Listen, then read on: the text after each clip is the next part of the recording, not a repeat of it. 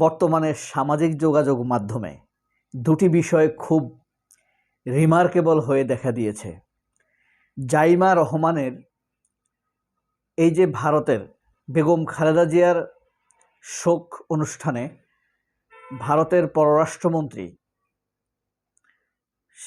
জয়শঙ্কর যখন এসেছিল, তখন তারেক রহমান যখন জয়শঙ্করের সাথে সাক্ষাৎ করেন, তার সাথে জাইমা রহমান ছিল না? খুব ফুল হিজাব পরা ছিল, নিকাব না, পুরা হিজাব পরা ছিল। এই জিনিসটি এক নাম্বার খুব রিমার্কেবল। বলতে পারেন এই হিজাবটা কেন পরেছেন তিনি। 2 নম্বর হলো, তিনি যখন বেগম খালেদা জিয়ার কবর জিয়ারত করতে যান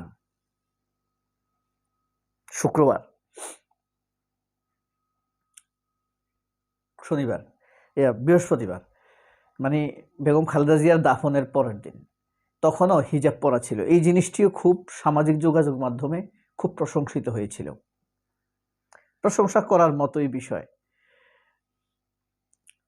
কিন্তু এর বিপরীতে একটা জিনিস মনে আছে যে ডাকসুর নেত্রী ফাতেমা তাসনিম জুমা, সে যখন হিজাব পরেছে, গাজী টিভিতে কাজী জেসিন তাকে প্রশ্ন করেছে, আপনি আগে হিজাব পরতেন না, এখন কেন পরেন? হ্যাঁ, আপনি বলেছেন আপনি হিজাব যারা পরে না তাদের প্রতিনিধি আপনি, কিন্তু এখন আপনি হিজাব পরছেন কেন? দেখেন ব্যাপারটা কেমন উল্টা না? মানুষ ভোটের আগে হিজাব পরে। শেখ হাসিনা 1996 সালে ভোটের আগে হিজাব পড়ছে, তবজি হাতে নিছে। ভোট যাওয়ার পর হিজাব তবজি সব বিদায় নিছে, সিঁদুর পড়ছে পরে সে। আমরা দেখছি না? ছবি আছে, ছবিতে আমরা দেখছি। কিন্তু কাজী জেসিন প্রশ্ন করার স্বাধীনতা নিয়ে জুমাকে বিব্রত করেছে। আবার ডাক্তার মুরাদ, মনে আছে? টাকলা মুরাদ কাজী জাইমাকে নিয়ে বিশ্রী মন্তব্য করেছে, তারেক রহমানকে নিয়ে বিশ্রী মন্তব্য করেছে। এ কারণে আজকের এই থাম্বনেইলে আমি নাম দিয়েছি জেসিন জাইমা জুমা।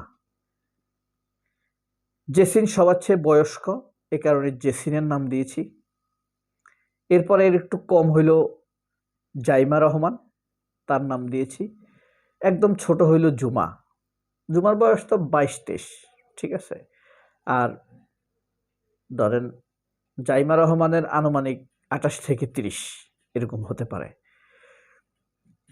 তো যাই হোক, জাইমার একটা প্রশ্ন করে ফেলি, আপনার কি মনে হয় জাইমা রহমান যে হিজাব পরেছেন, 1 নম্বর কারণ পজিটিভ, খুব ভালো, সেটা হলো বেগম খালেদা জিয়া ইন্তেকাল করেছেন, এই কারণে তিনি পর্দা মানতেছেন। এটা তাকে খুব সম্মানিত করেছে বলে আমি মনে করি, এবং এটা বিএনপির ভোট বাড়াবে। আচ্ছা, তিনি কি ভোটের জন্য এটা পরে থাকতে পারেন? সম্ভাবনা কম। জিয়া পরিবারে আর্টিফিশিয়াল মেন্টালিটি কমই মেনটেন করা হয়। তবে এখন যেহেতু দলের ভিতরে প্রচুর ভারতপন্থী লোক, তারা এরকম মতামত দিলেও দিয়ে থাকতে পারে, কারণ দলটি অনেকটাই ভারতের দিকে ঝুঁকে গিয়েছে। আসুন, যারা এই পর্যন্ত দেখেছেন তারা অবশ্যই একটা কমেন্টস করবেন, অন্তত একটা কমেন্টস না করলেও একটা স্টিকার দিবেন।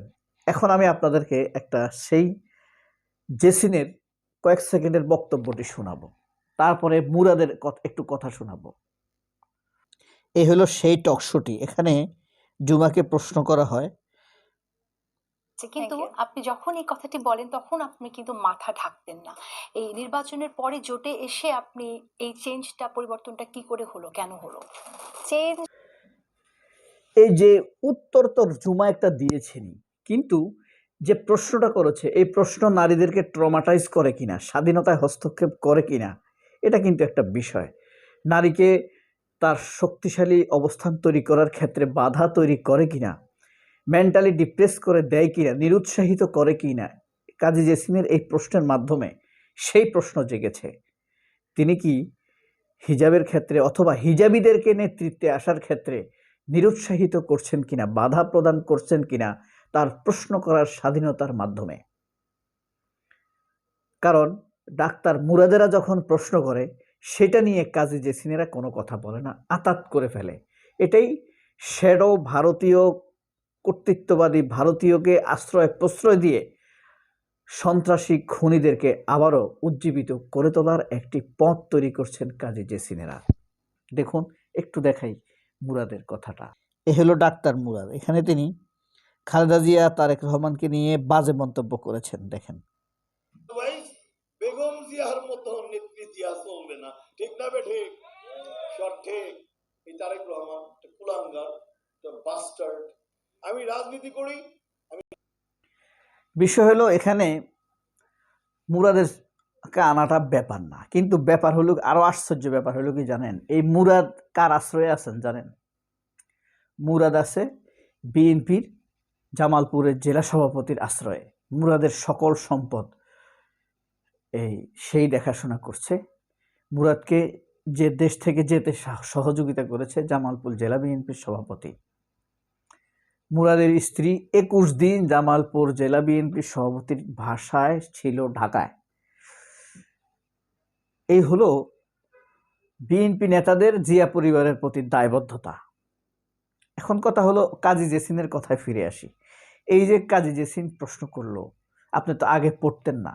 কাজী জেসিনের কি এখন সেই দুঃসাহস হবে জাইমা রহমানকে যে আপনি এখন কেন হিজাব পড়ছেন?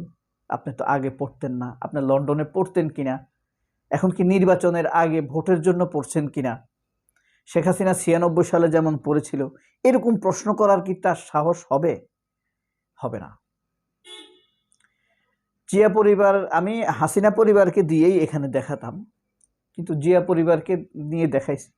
জিয়া পরিবারকে এদেশের মানুষ ভালোবাসে, আমরা ভালোবাসি, পছন্দ করি, সম্মান করে। এই পরিবারের মধ্যে আর্টিফিশিয়ালিটি কম, লোক দেখানো ভাব কম।